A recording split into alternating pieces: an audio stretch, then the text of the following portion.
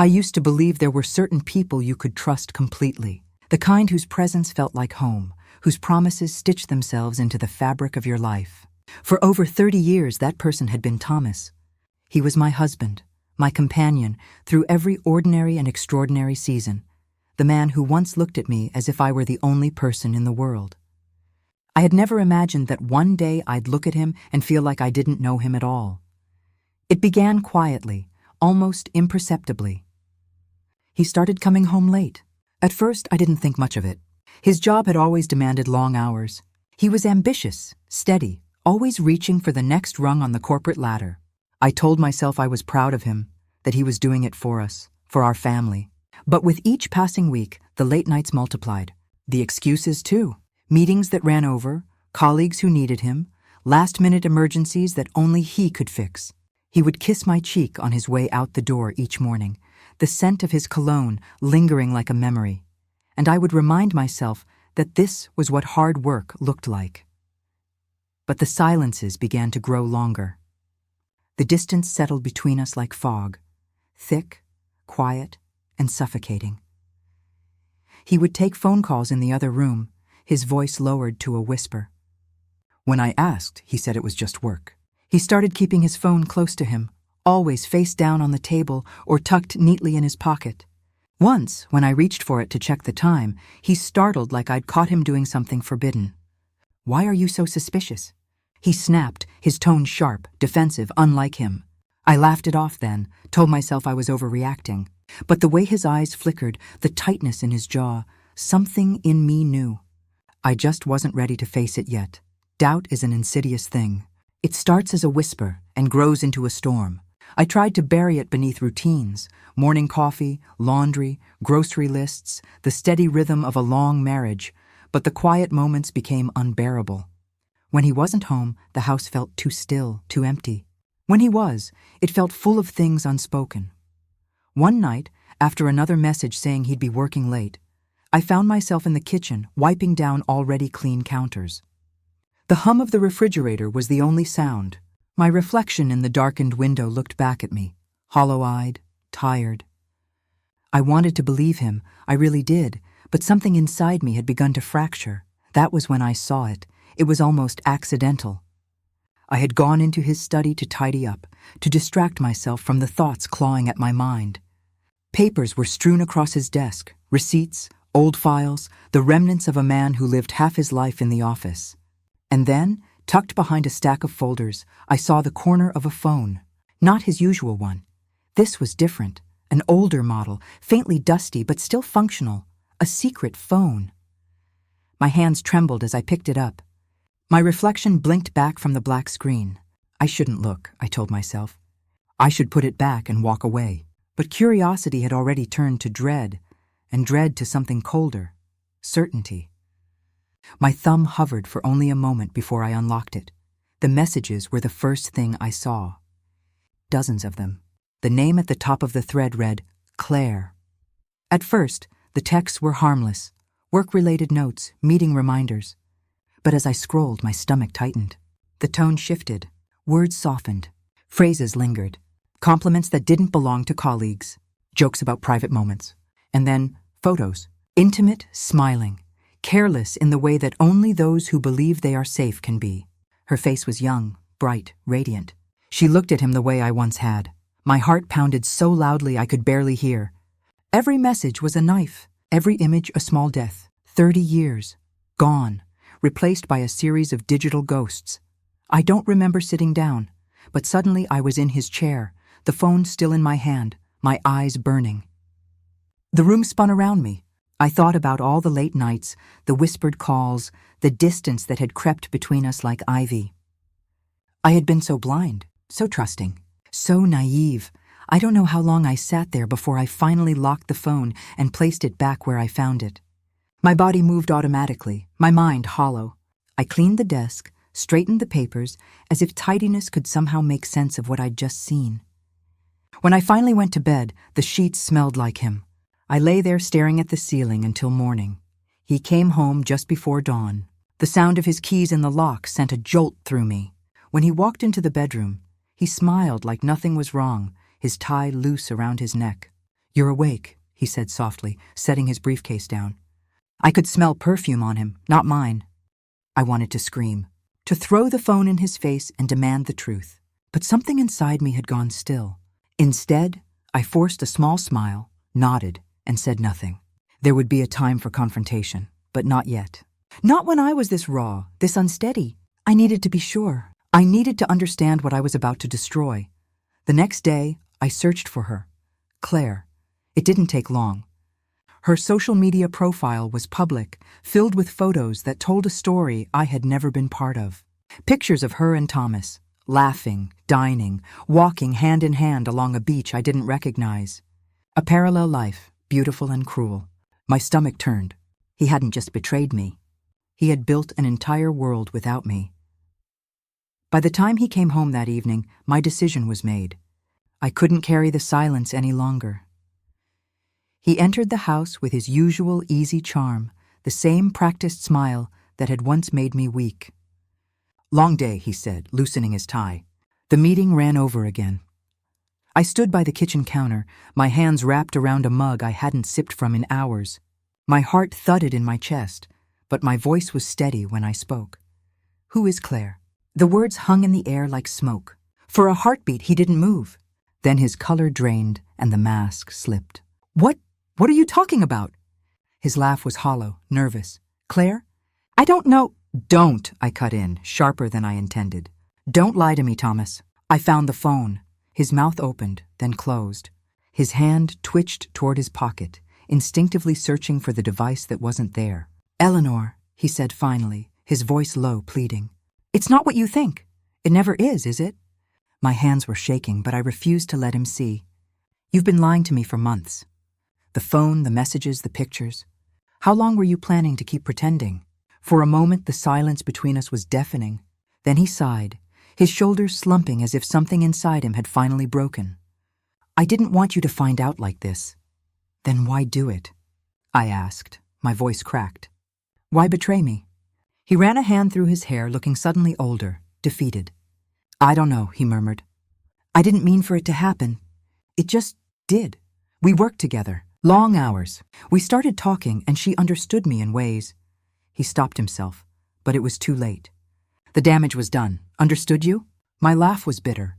"You think that excuses this? That justifies throwing away 30 years of marriage?" He looked at me helplessly. "Eleanor, please. We've been drifting apart for years. You know that." "I thought—" "No," I said sharply. "Don't you dare put this on me. I was here, Thomas. Every day. I believed in you when you stopped believing in us." He turned away, his jaw tightening. "I never wanted to hurt you, but you did." My voice was low now, almost calm. "You hurt me more than you'll ever understand." He said nothing. The air between us thickened with all the words we couldn't say. Finally, I stepped closer. "I want the truth," I said. "All of it." He hesitated, then nodded, his gaze falling to the floor. "It started last year," he said quietly. "Maybe longer. I don't even remember when it crossed the line.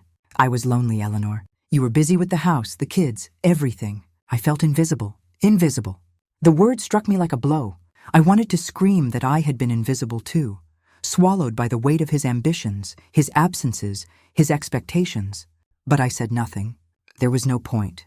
The truth had already hollowed us out. When he finally looked up, his eyes were wet. "I never stopped loving you," he said. "Not really," I shook my head. "You stopped respecting me. That's worse." For a long time, neither of us moved. Then quietly, I said, "I want you to leave." He flinched. "Eleanor, please." "No." My voice was firm now, steady in a way I hadn't felt in months. "You've made your choice. You don't get to have both of us." He looked at me as though seeing me for the first time, realizing that the woman before him was no longer the one he could deceive. His lips parted, but no words came. I turned away before he could speak again. Behind me, I heard him whisper, "I'm sorry." I didn't answer. The sound of the front door closing was quieter than I expected, almost gentle, as if even the house itself was relieved to let him go. When the silence settled, I stood in the middle of the living room, the echoes of our argument still ringing in my ears. My hands trembled, and for a moment I thought I might collapse. But I didn't. I walked to the window, looked out at the dark street, and took a slow, steady breath. The world outside hadn't changed. The sky was the same shade of gray, the air still thick with the scent of rain. But something inside me had shifted irrevocably. The life I had known, the one built on trust, on love, on shared years, was gone. What remained was me, just me. And though my heart ached, though the betrayal burned through every part of me, there was a strange, unfamiliar calm beneath it all. The kind that comes when you finally stop pretending. I didn't know what would happen next. But I knew one thing with absolute certainty. I would never be that blind again. The morning after Thomas left, the house felt different.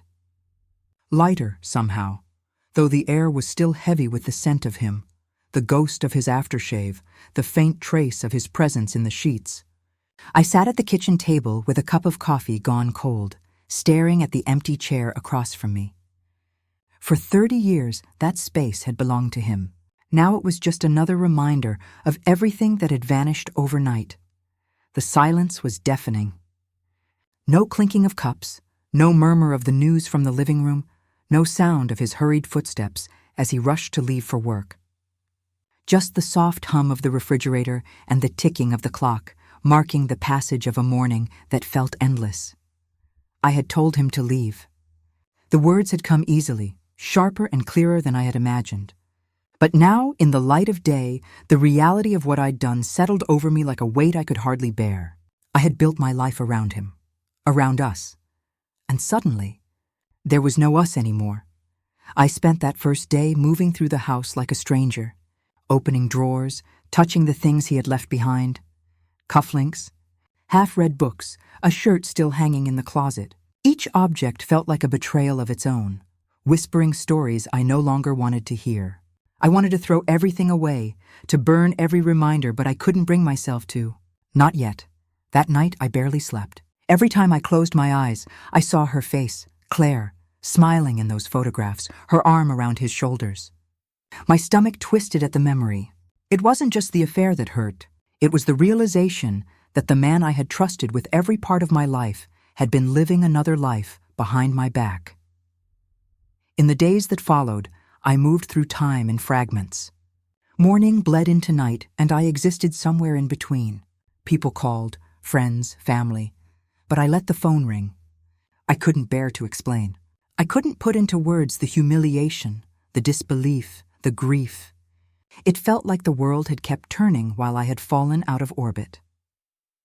By the end of the week, I realized I couldn't keep living like that. The stillness was suffocating, so I started to move, slowly, methodically, like someone relearning how to breathe. I cleaned. I cooked for one. I went for long walks, just to feel the air on my face. The smallest tasks became victories. It was during one of those walks that I found myself outside a small art supply store. The window display was filled with paints and brushes, the kind I hadn't touched in years. I used to paint once, before life got too busy, before I forgot that I had ever been anything other than someone's wife. I hesitated, then stepped inside. The smell of turpentine and paper hit me like a memory. I bought a small set of paints and a blank canvas without thinking. It felt impulsive, almost reckless. But when I brought them home and set them on the kitchen table, something inside me stirred. That evening, I called my daughter. She answered on the second ring, her voice cautious, concerned. "Mum, are you all right?" "I'm fine," I said automatically. But even as I said it, my voice cracked. There was a pause, then a soft sigh. "Dad told me," she said quietly. Of course he had. I should have expected it. I didn't ask what he'd said. I didn't want to know. "I'm sorry," she murmured. "I don't even know what to say." "There's nothing to say," I replied, staring at the canvas on the table. "It's done." She was silent for a while. Then, "Do you want me to come over?" "No," I said quickly. "I need to figure things out, on my own," and for the first time I meant it. The weeks passed in uneven rhythm. Some days I felt almost normal. Other days, I'd find myself crying without warning, at the sight of a shirt he'd forgotten, at the sound of our wedding song playing on the radio. But slowly, painfully, I began to rebuild. I changed the locks, packed up his clothes and left them by the door, called a lawyer. Each action felt both devastating and liberating, like tearing down a house you'd spent a lifetime building, but finally realizing you needed the space to breathe. I kept painting. At first, the colors were dark, shades of gray, blue, and rust. They bled together, chaotic and heavy, reflecting everything I couldn't say aloud. But as the days turned into weeks, my palette began to shift. A streak of gold here, a flash of crimson there. I didn't plan it. It just happened. Maybe some part of me still believed in light. Thomas called often at first. I ignored him. He left messages, apologies, explanations, promises I no longer believed in. He cried once on the voicemail. The sound of his sobs didn't move me. It only made me angry. He wasn't crying for me. He was crying for himself, for the life he had ruined. Eventually, I blocked his number. I told myself I was fine without him, and sometimes I almost believed it. But grief is strange. It doesn't leave in a single sweep. It comes in waves. Some nights, I'd lie awake wondering if there was something I could have done differently, some version of myself that might have been enough to keep him. I hated those thoughts. They made me feel weak, but they came anyway, creeping into the quiet hours of the night. One morning, I found myself sitting at the kitchen table again, the same place where I'd first confronted him. The same cup of coffee, now warm instead of cold. And I realized something. I wasn't angry anymore. Not really. The anger had burned itself out, leaving behind something quieter, acceptance. What he had done was his choice. What I did next was mine. That afternoon, I called my lawyer again. "I want to finalize the separation," I said. My voice didn't shake this time. Whatever it takes. The months that followed blurred together in a haze of paperwork and decisions. The process was draining. Legal forms, financial statements, negotiations about the house. Each conversation was a reminder of how entangled our lives had been, how much of me had been built around him. But with every signature, every document filed, I felt a little lighter. When the divorce was finalized, I didn't cry. I thought I might. Instead, I felt an odd calm, as if I had been holding my breath for years and had finally exhaled. That night, I sat alone in the living room, a glass of wine in my hand, and looked around. The house was still the same furniture, the same walls, but it no longer felt like a prison.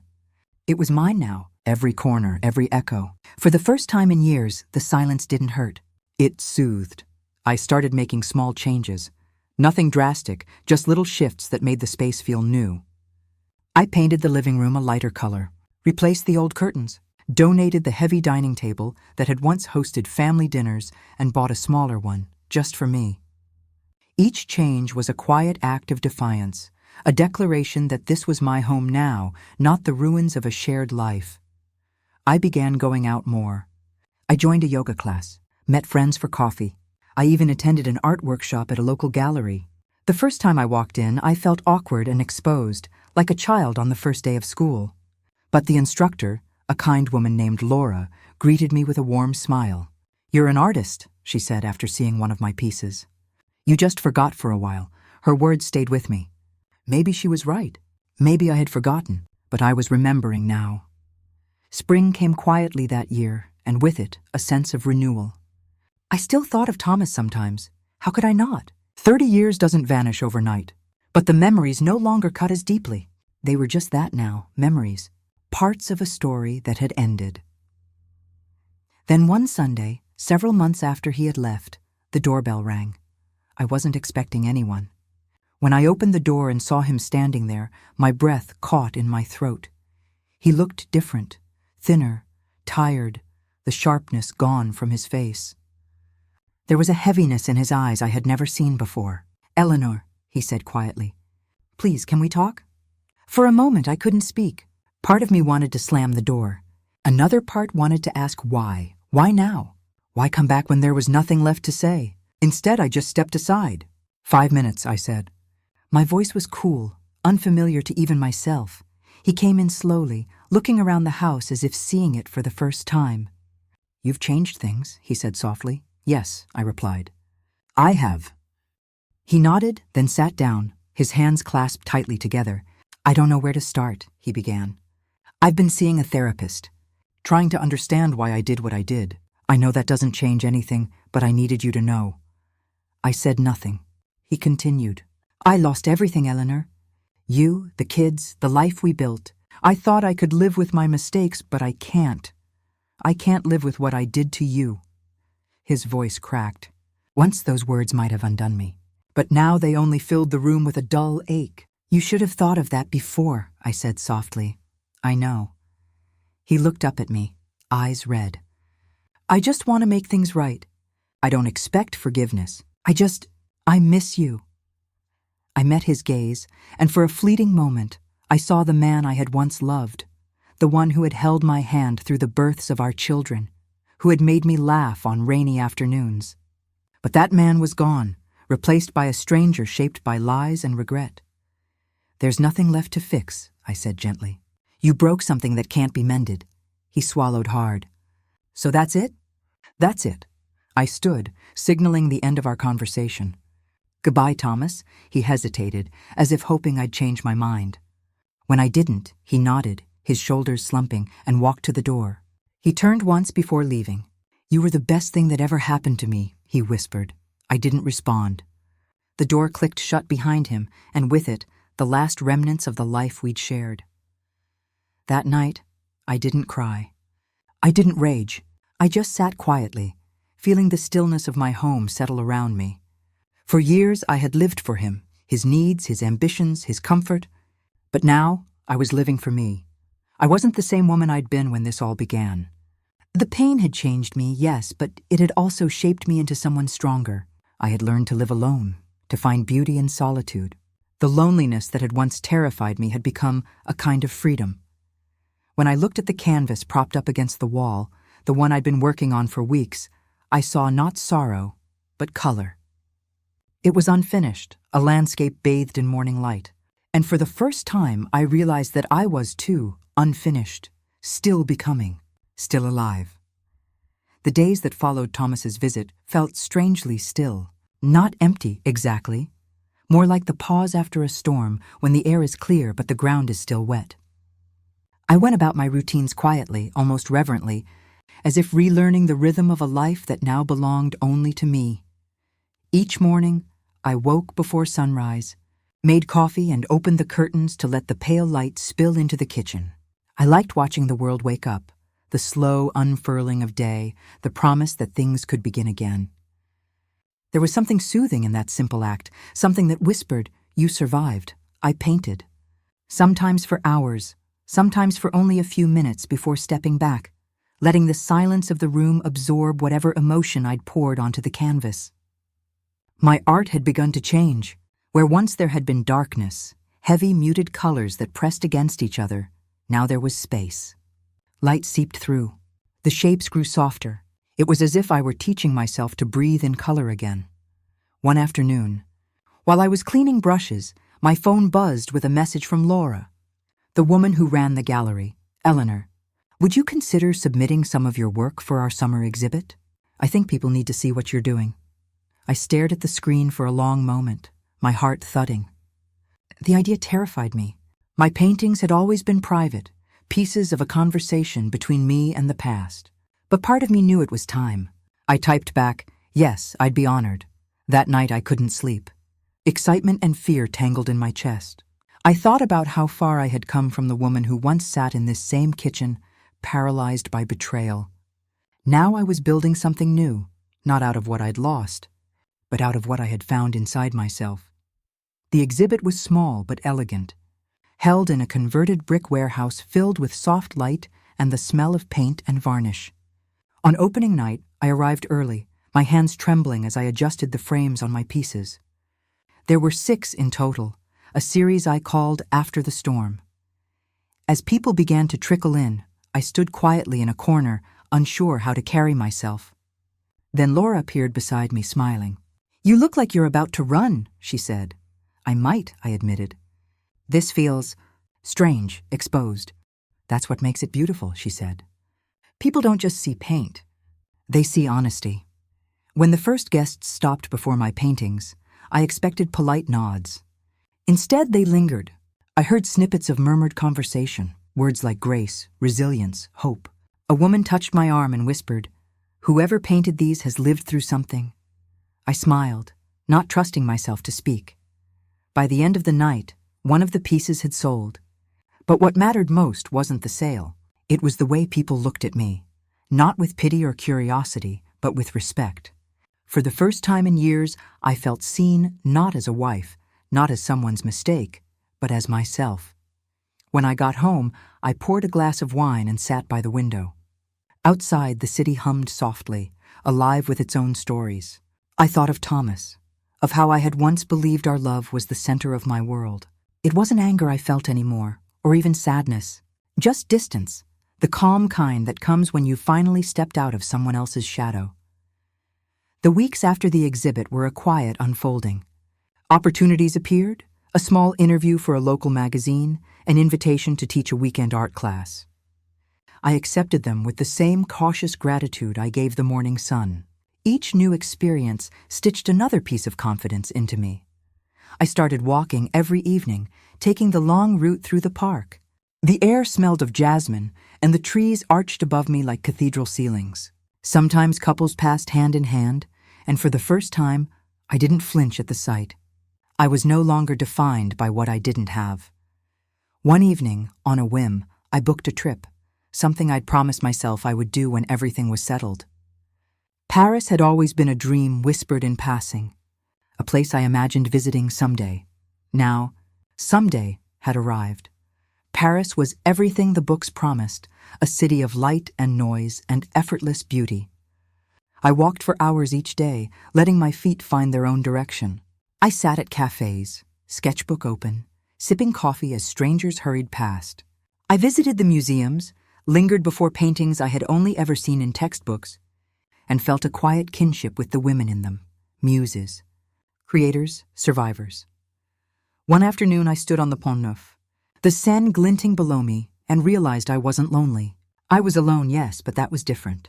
Being alone meant freedom, to choose, to wander, to exist without apology. I thought of the woman I had been a year ago, broken and afraid, and I smiled. She had walked through fire to bring me here.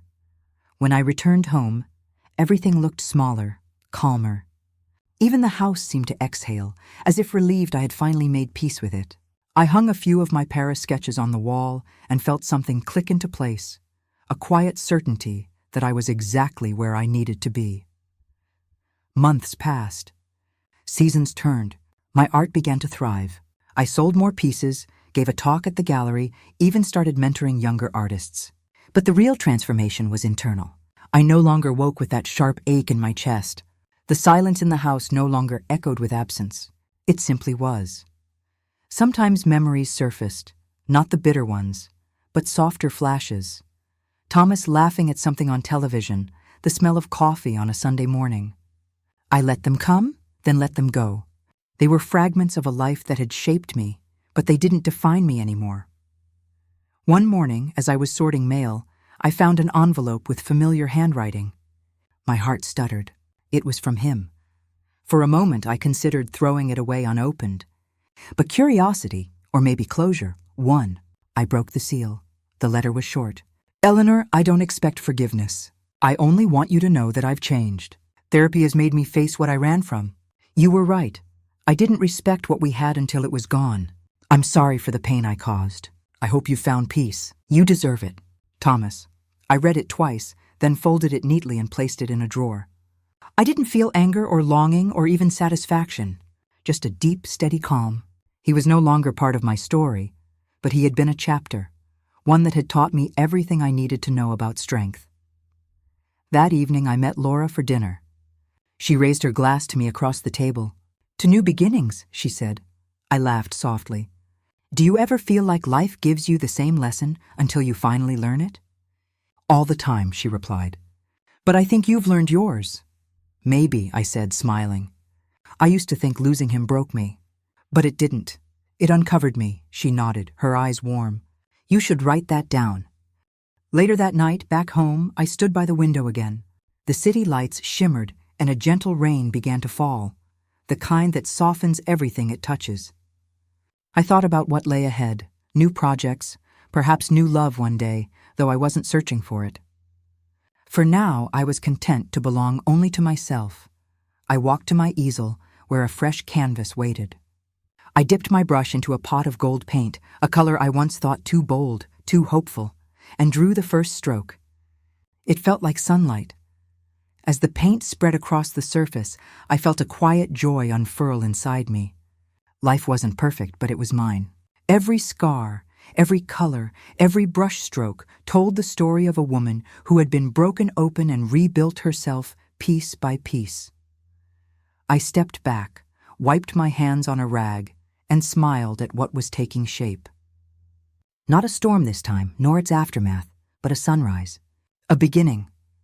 Weeks turned into months, and one crisp autumn morning I found myself standing outside the gallery again, this time for my first solo exhibition. The banner above the door read simply, "Eleanor Hart Becoming." People milled about inside, their laughter echoing softly. I caught glimpses of my paintings through the glass, bright, expansive, alive. The culmination of everything I had survived.